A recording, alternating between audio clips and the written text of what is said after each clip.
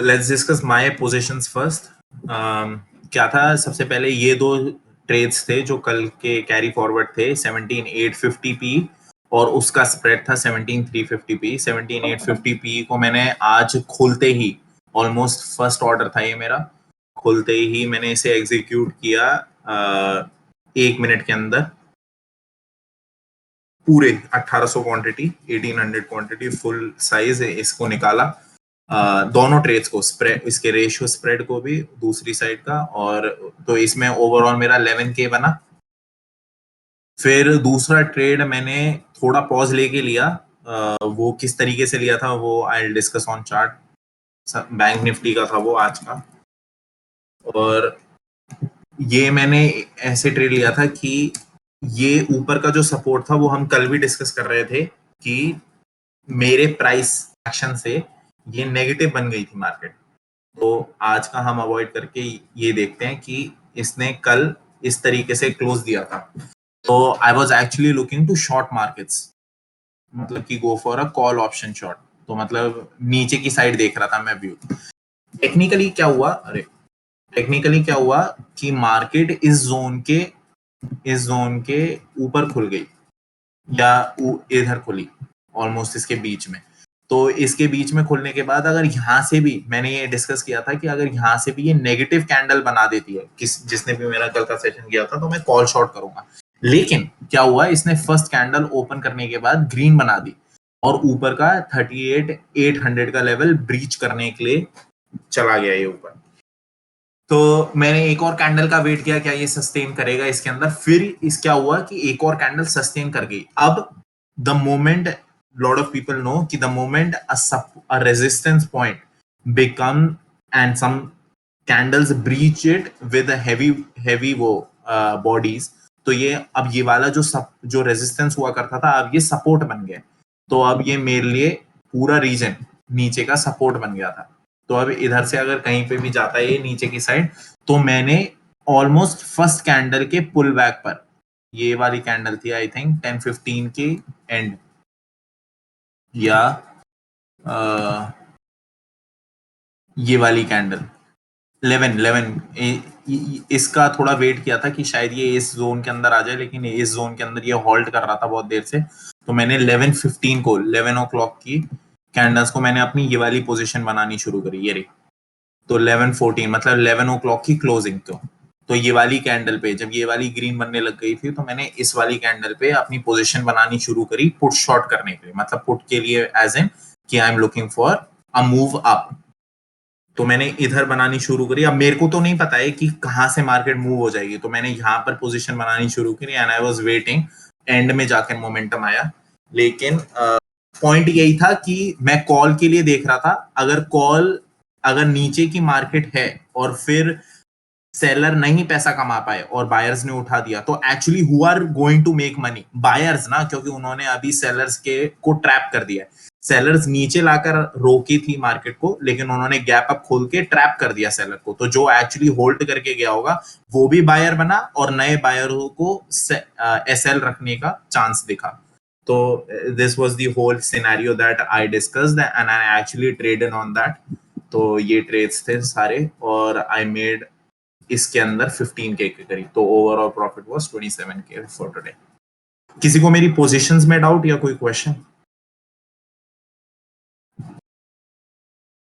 ठीक है, तो ये तो मेरे दोनों ट्रेड्स थे जो डिस्कस करने थे मेरे को। इसके बाद हम आते हैं कि ग्लोबल मार्केट्स कहाँ पर एंड हुई है और किस तरीके से दिख रहा है।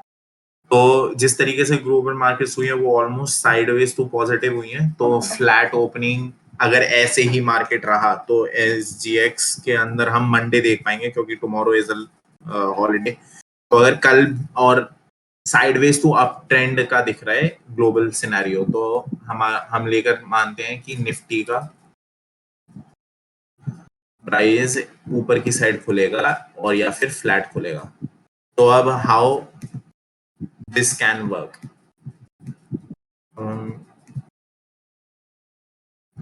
बी ऑनेस्ट में एक सेकेंड फिर से खोल लेता हूँ। 18382 पे, 18382 का लेवल देखते हैं। 8, तो इधर कहीं खुलेगा। तो अगर इधर खुलता है, कौन ये समझा सकता है कि ऐसा मोमेंटम सस्टेन करने वाला है? कितनी ट्रेड्स हैं? 1, 2, 3, 4, 5। अगर फिर ऊपर खुलता है, क्या चांसेस है कैसी टाइप की कैंडल बनेगी?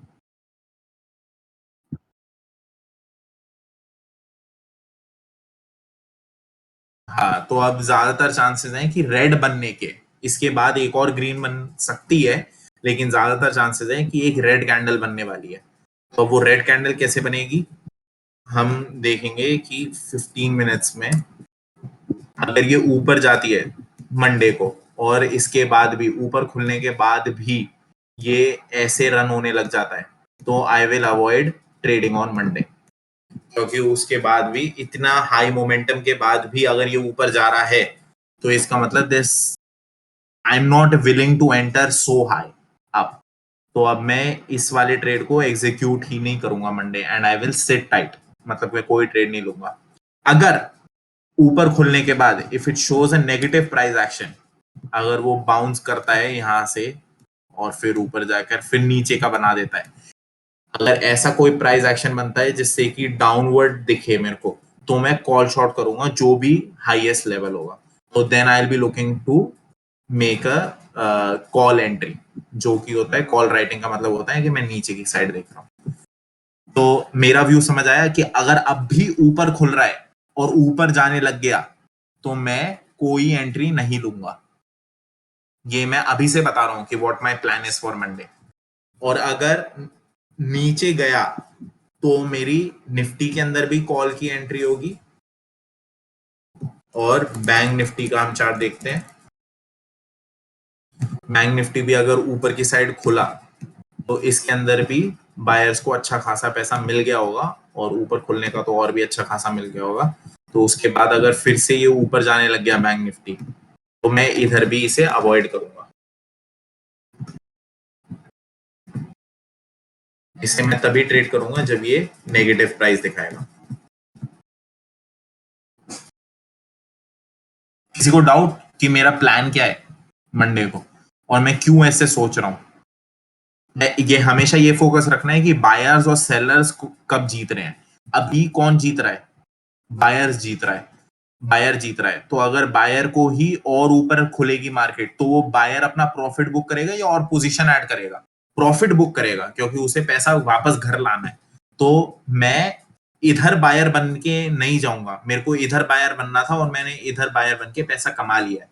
तो अब मैं इधर ऊपर कोई भी नेगेटिव सिनेरियो देखूंगा जिसका मैं सेलर बनने की कोशिश करूं। तो I will be shorting call. मैं कॉल राइटर हूं। ये मेरा प्लान रहेगा मंडे के लिए। Hopefully everyone gets this.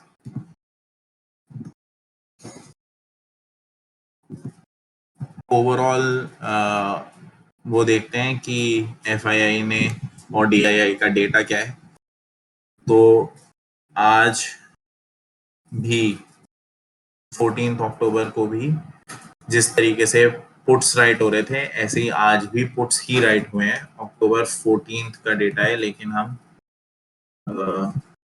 अच्छा अभी तक का तो बस पूरा अक्टूबर का ही डेटा है, तो ऑलमोस्ट इसके अंदर से थोड़े बहुत निकले, और कॉल्स में एक स्पेसिफिक एंट्री हुई थी, तो इसके अंदर से भी कॉल अनवाइंडिंग ज्यादा हुई है, इस वजह से मार्केट ज्यादा ऊपर की तरफ पुश हुई है।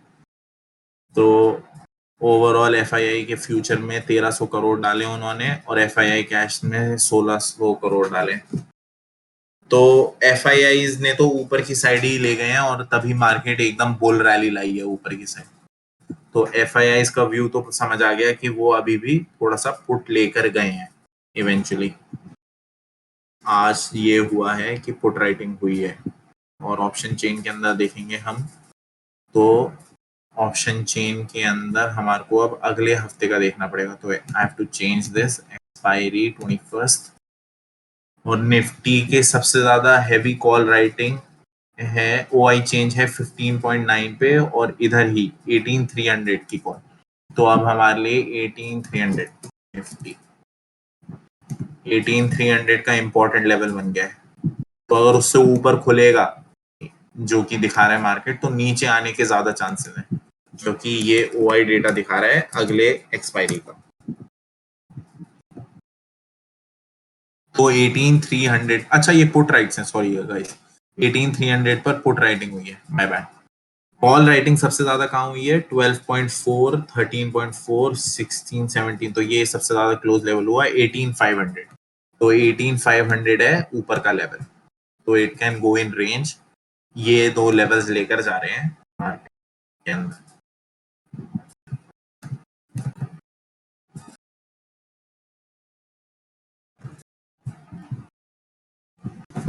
निफ्टी के अंदर कोई FII का डेटा या फिर ऑप्शन चेन कंफ्यूजिंग लगती हो किसी को, कोई डाउट?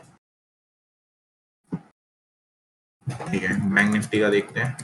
बैंक निफ्टी का डेटा अगर हम देखें तो एक्सपायरी 21 की, और पुट साइड जो सबसे ज्यादा है वो है ओपन इंटरेस्ट 39,000 पर ही। तो 39,000 बना है अब स्ट्रॉन्ग सपोर्ट।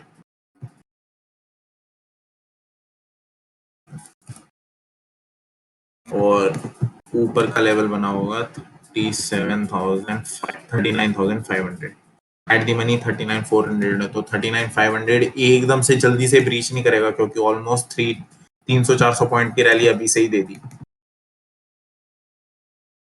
तो थोड़ा पॉज ले सकता है ये 39,500 पर। तो एकदम हैवी टाइप से एंट्री लेने की मत सोचना। कोई इसके अंदर डाउट गाइस? चलो, this is it for my for our evening session. अगर किसी और को डाउट है तो वो स्टॉक्स के अंदर पूछ सकता है, या रैंडम इन जनरल अगर कोई और क्वेश्चन है तो वो भी पूछ सकता है।